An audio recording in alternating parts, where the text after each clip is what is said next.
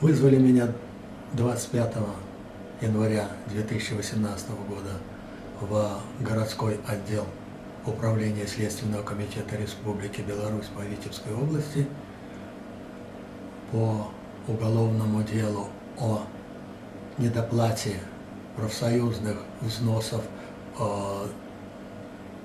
налога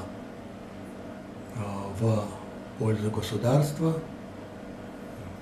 Данный факт меня, конечно, удивил, поскольку информации о финансовой деятельности профсоюза я не владел и не владею, поэтому решение, которое было принято старшим следователем Следственного управления, следователем Комитета Республики Беларусь по городу Минску А.А. Краусом, для меня оказалось загадкой и достаточно непонятным, несмотря на то, что я владею правовыми знаниями. Отказываться от содействия следствию я не отказывался, наоборот, активно принял участие и надеялся, что это поможет и следствию, и самое главное, поможет профсоюзу. Что же мне стало известно? Мне стало известно, что я владею информацией, поэтому я являюсь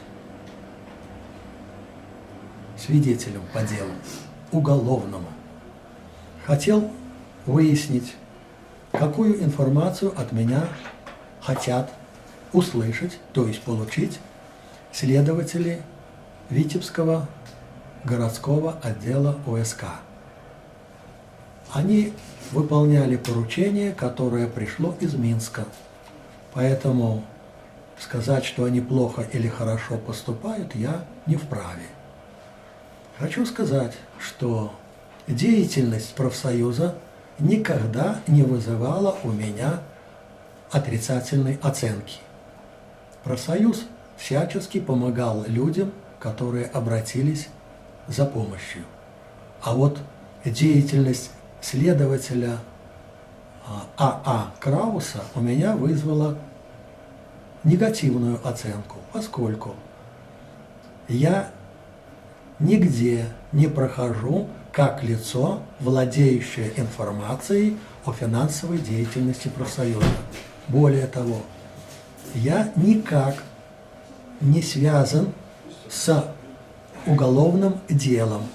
Более того, сам вызов меня, именно меня, следователем А.А. Краусом, является нарушением моих прав и законных интересов, умалением моей чести и достоинства, а также деловой репутацией общественного правового инспектора Белорусского профсоюза радиоэлектронной промышленности.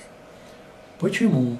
Потому что те вопросы, которые мне были заданы, они носили, по сути, провокационный, информационно-справочный характер.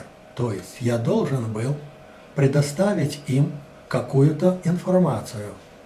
Если я ее предоставляю, то длительное время, то есть с момента возбуждения уголовного дела, по сегодняшний день меня можно было бы считать лицом, которое не донесло о преступлении, а также лицом, которое укрывало деятельность преступную профсоюза РЭП. Такое подозрение умаляет мою презумпцию добропорядочности и умаляет меня как законопослушного гражданина. Поэтому после визита в Витебский городской отдел управления Следственного комитета мне пришлось потратить еще достаточно времени для написания заявления на имя начальника управления Следственного комитета Республики Беларусь по городу Минску Дмитрию Владимировичу Коноплянику.